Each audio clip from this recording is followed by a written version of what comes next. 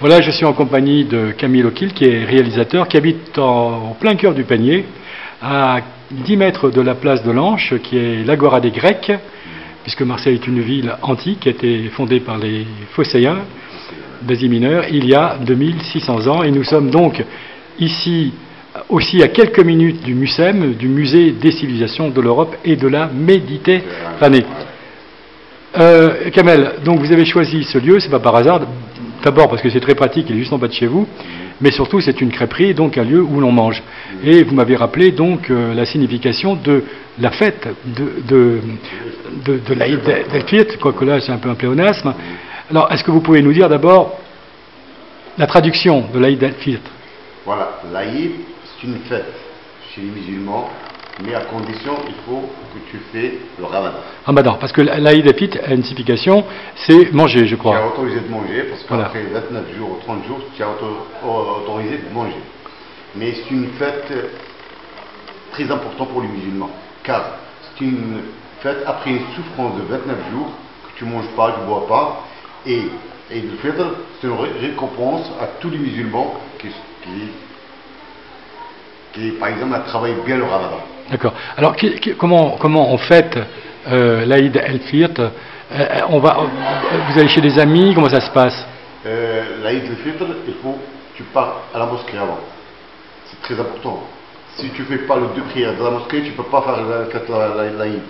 Après 9 heures, tu peux embrasser les gens, tu visites la famille, c'est très important la famille.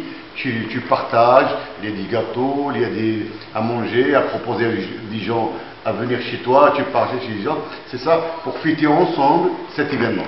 D'accord, mais donc ça c'est pour les amis.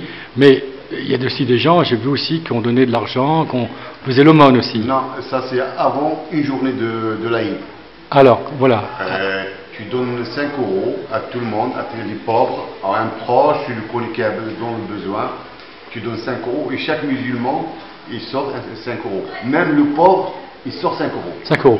Alors, cette journée d'avant aussi a quelque chose de particulier, parce que, je dirais même la nuit, même d'avant, parce qu'on l'appelle la nuit du doute. Du doute. Pourquoi le doute, la nuit du doute? Parce que nous, on travaille avec l'œil.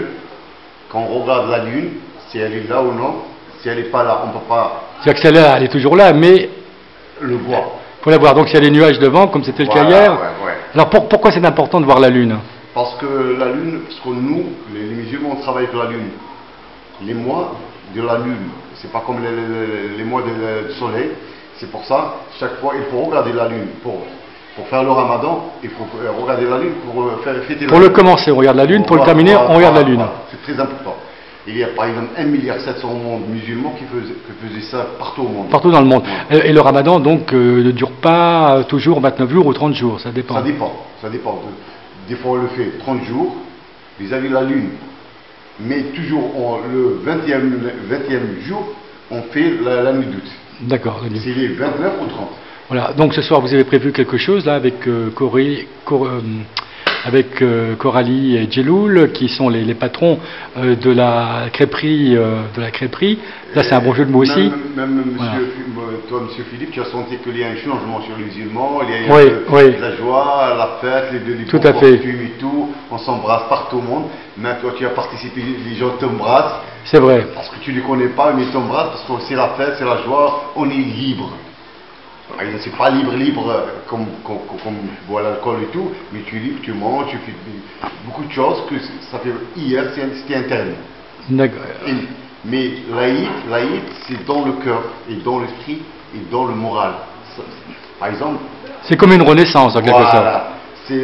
Le ramadan, c'est un scanner. Je t'explique c'est quoi le ramadan. Le ramadan, c'est un scanner. Quand tu passes, tu résistes à la tentation, à la manger, tu résistes à tout. Il vient d'arriver le jour de l'Aïd, le Dieu te dit, c'est autorisé à manger. C'est la fête que Dieu t'autorise à manger, que hier c'était interdit. Et c'est cette fête que même les anges, ils partagent ça avec nous. Parce que même les chrétiens et les juifs, normalement, ils font le ramadan. Avant, c'était écrit pour eux. Et maintenant, les musulmans fêtent ça tous les ans. Et le ramadan, chaque fois, il dégrade. Si tu connais un peu, tu suis un peu, il dégrade. Le mois prochain, c'est le mois de juin et juillet. Et c'est comme ça. Et merci pour me dire. Non, attends, non, le mois prochain, c'est pas ça sera plutôt au mois de septembre. Non, mois de juillet. Mois de juillet, c'était quoi? Vers le. Ah oui, d'accord, pour le ramadan, d'accord. C'est la fin de juin.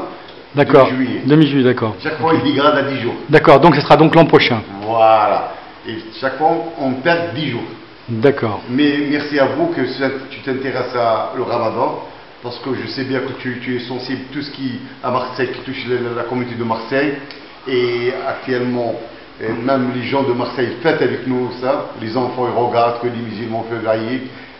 Alors, là, on dit, ça c'est le petit Aïd, l'Aïd al-Fitr, mais après il y a le grand Aïd, c'est quoi? C'est le sacrifice. C'est le sacrifice, d'accord. Après la Mecque, d'accord. tout le monde va partir à la Mecque. D'accord, mais c'est quand ça? C'est à partir de 2 mois, 3 mois. Quand ça? Le mois d'octobre, comme ça. Au mois d'octobre, d'accord. Donc après la Mecque, donc on aura le grand Aïd. Il y a 5 piliers de l'islam. Il faut que tu témoignes. Avant, vous avez tu es naïf, la naïveté, que tu crois en Dieu et tu crois au prophète. D'accord. Et après, que tu fais la prière. Voilà. Troisième, que tu sors chaque fois pour les pauvres. Quatrième, c'est le ramadan. Et le cinquième, c'est la Mecque. C'est la Mecque. Voilà, donc l'occasion justement de cette fête de l'Aïd al-Fitr, donc nous donne l'occasion de connaître un peu mieux donc l'islam, ouais. Et puis de se donner rendez-vous donc pour le grand Aïd. L'Aïd al-Kibir, le sacrifice même, ouais. Le sacrifice, tu sacrifies un mouton pour le Dieu. Chaque famille, il faut sacrifier, mais tu manges un tiers et l'autre tiers, tu le donnes aux pauvres. Voilà.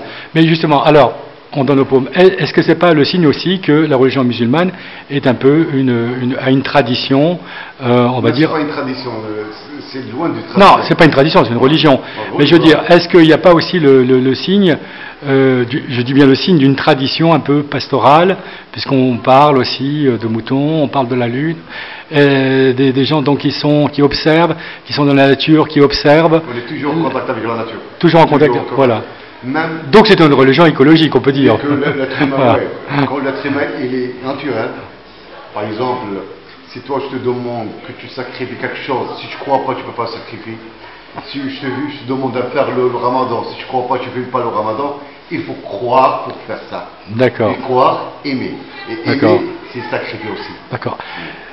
Kamel Oukil, je vous remercie. Je vous remercie, monsieur Philippe, et j'espère un jour tu fais avec nous une journée de ramadan. Quand tu veux. Voilà, tu vas comprendre mieux, tu vas sentir la douleur de la journée, et quand tu vas faire le lendemain, tu vas manger, tu vas me dire c'est ma fête aujourd'hui. D'accord, merci Kamel. Au revoir.